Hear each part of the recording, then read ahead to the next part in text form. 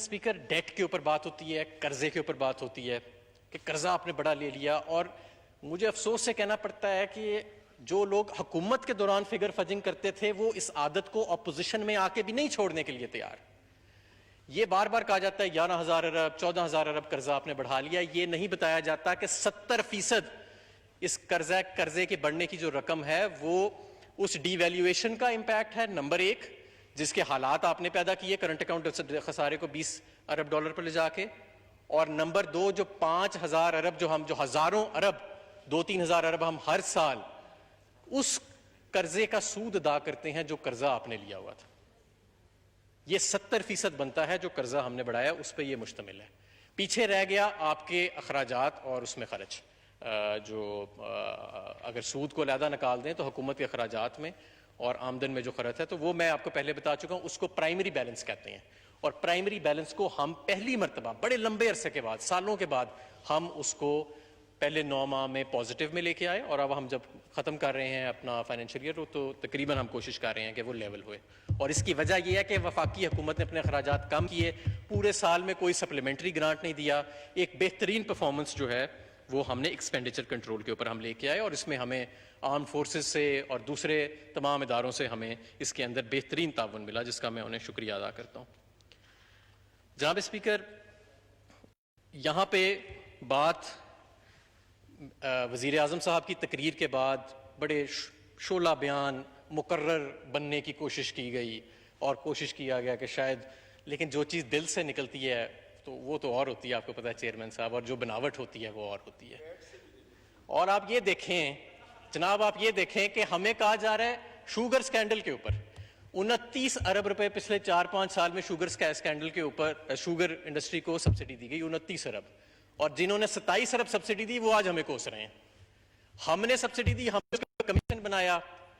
اور یک طرفہ نہیں, ہم نے بالکل ٹرانسپیرنٹ, اس میں کوئی ہمارا بندہ ہے یا کوئی دوسرا بندہ ہے, سب کی جو ملز ہیں ان کا ہم نے رینڈم آڈٹ کروایا, فورینزک آڈٹ کرایا. پاکستان کی تاریخ میں جس صنعت کو آج تک کسی نے ہاتھ نہیں لگایا تھا وزیر اعظم عمران خان کے دور میں, اس کے اوپر مکمل شفاف طریقے سے ایک آڈٹ کیا گیا. جناب اسپیکر, یہاں پہ ان کو برا لگا جب انہوں نے کہا کہ جی قانون کے آگے سب برابر ہیں, شاید بہت اس وجہ سے انہیں برا لگا, اس لیے انہوں نے اتنی زیادہ تیز و ترار تقریر کرنے کی کوشش کی, یا شاید ان کو یہ برا لگا کہ پرائم منسٹر نے میرٹ کی بات کی کہ یہ مغلیہ بادشاہت نہیں ہے, یہاں پہ میرٹ ہونا چاہیے, شاید یا شاید پرائم منسٹر نے احتساب کی بات کی کہ جو حکمران ہیں وہ جواب دہ ہیں کہ ہمارا یہ کہ اگر ہم اس ملک کا کے اوپر ہمیں پالیسی میکنگ کا, اس ملک کے وسائل کے اوپر اختیار ملتا ہے, تو آخر ہم نے جواب دینا ہے اس کا کہ ہم نے آیا وہ ایمانداری سے پیسے خرچے یا وہ پیسے باہر چلے گئے, وہ پیسے سرے محل میں چلے تو نہیں چلے گئے, ایون فیلڈ میں تو خدا نخواستہ نہیں چلے گئے. شاید یہ بات انہیں بڑی بری لگی. پرائم منسٹر نے قانون کی بالادستی کی بات کی, پرائم منسٹر نے احتساب کی بات کی, پرائم منسٹر نے کہا کہ ہمارا مذہب بھی یہ کہتا ہے کہ سب قانون کے آگے برابر ہوں اور سب حساب دیں. وہ آگے سے تھیٹر کی جگتیں لگا رہے ہیں, وہ آگے سے تھیٹر کے لطیفے سنانے لگ گئے ہیں ہمیں. تو ایسی بات نہیں, ہم بھی سنا سکتے ہیں, ہم بھی یہ کہہ سکتے ہیں کہ وہ جعلی رپورٹیں تھیں جن کی بنیاد پہ باہر بھیجا گیا ان کے لیڈر کو. کیا ہم نے یہ کہا یہاں پہ؟ ہم نے نہیں کہا. جناب یہ سارا یہ بجٹ کا سیشن ہے, وبا کے اندر یہ سیشن ہو رہا ہے, اور آپ تھیٹر کی جگتیں لگا رہے ہیں یہاں کے. ایک طرف اتنا سنگین معاملہ ہے, ہم تو یہ سمجھ رہے تھے کہ اس مرتبہ بجٹ کے اندر ہنگامہ آرائی نہیں ہوئے گی, ہم تو یہ سمجھ رہے تھے کہ اس مرتبہ اپوزیشن ذمہ داری کا ثبوت اپنائے گی, لیکن آپ نے دیکھا کہ اس مرتبہ بھی جب تقریر شروع ہوئی تو وہی اسی طرح ہی ہنگامہ آرائی ہوئی, اور اسی طرح سارا. بہرحال یہ ایک اب تاریخ کا حصہ بن چکا ہے, اور شاید ہماری ایک افسردہ روایت بن چکی ہے. جناب اسپیکر, یہ جو ہمارے اوپر وبا اس وقت پوری دنیا کے اوپر جو اس وقت ہے, ہم اللہ تعالیٰ سے دعا کرتے ہیں کہ ہمیں بطور قوم ایک ہو کے اسے لڑنے کا ہمارے اندر حوصلہ بھی اور صبر بھی پیدا کرے, اور ہمیں وہ قوت بھی دے کہ ہم سب اسے ایک ہو کے لڑیں, اور اس کے اوپر ہم پولیٹیکل پوائنٹ سکورنگ کم سے کم کریں. جس طرح وزیر اعظم صاحب نے فرمایا,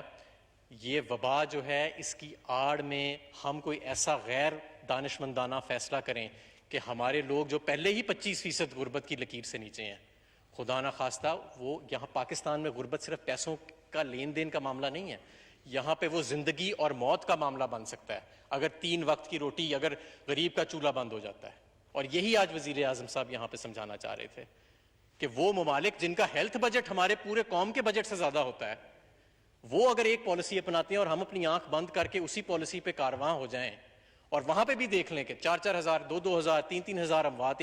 ایک دن کے ایک روز کے اندر ہوئی، لاک ڈاؤن لگانے کے باوجود ہوئی، اس کے باوجود ان کے ہسپتال بھی بھر گئے، ان کے اموات بھی ہو گئی، ان کے 4.5 امریکہ کے اندر 4.5 کروڑ جاب لیس کلیمز ہیں، یعنی کہ بے روزگاری کی جو شرح ہے 4.5 کروڑ لوگ امریکہ جیسے ملک میں بے روزگار ہو گئے ہیں، وہاں پہ قطاریں لگ گئی تھیں جب فوڈ راشنز تقسیم کیے گئے۔ تو ہمارا تو ایک غریب ملک ہے، تو اس لیے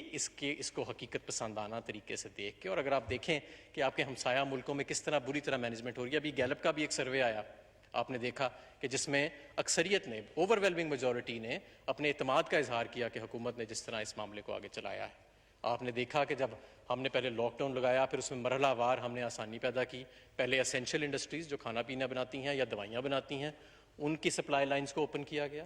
اس کے بعد انڈسٹری کو، کنسٹرکشن کے پہلے فیز کو، پھر کنسٹرکشن کے دوسرے فیز کو، پھر چھوٹی مارکیٹوں کو، پھر بڑی مارکیٹوں کو، اس طریقے سے اس کو کیا گیا۔ اور اب ہم سمارٹ لاک ڈاؤن کی امپلیمنٹیشن کہ جہاں پہ ہمارے پاس ہاٹ سپاٹس موجود ہیں ان علاقوں کو سیل کیا جاتا ہے، اور جب وہاں پہ انفیکشن کی شرح نیچے جاتی ہے تو پھر ہم ان ہاٹ سپاٹس کو دوبارہ کھولتے ہیں۔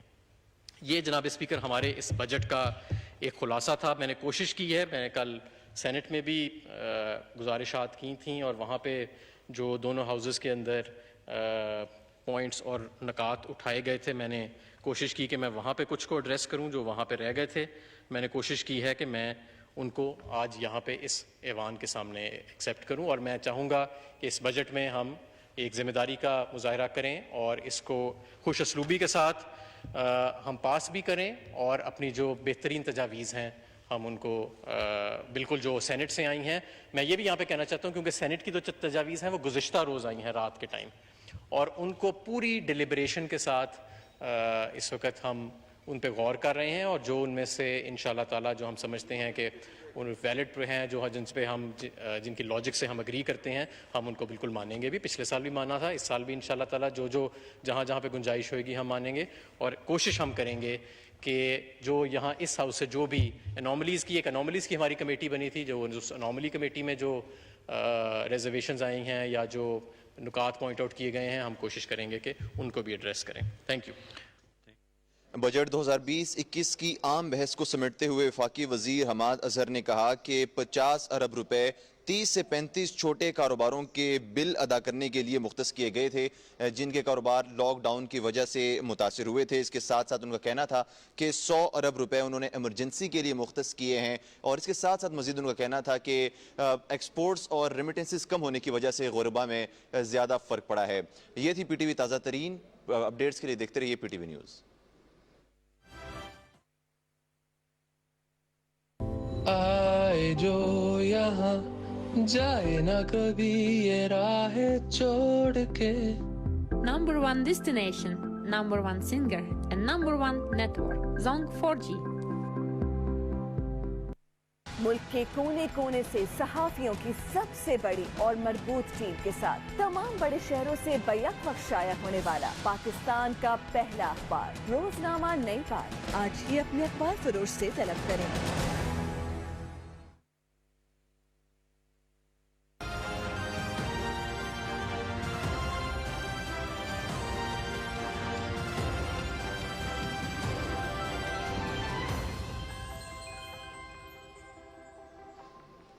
بسم اللہ الرحمن الرحیم۔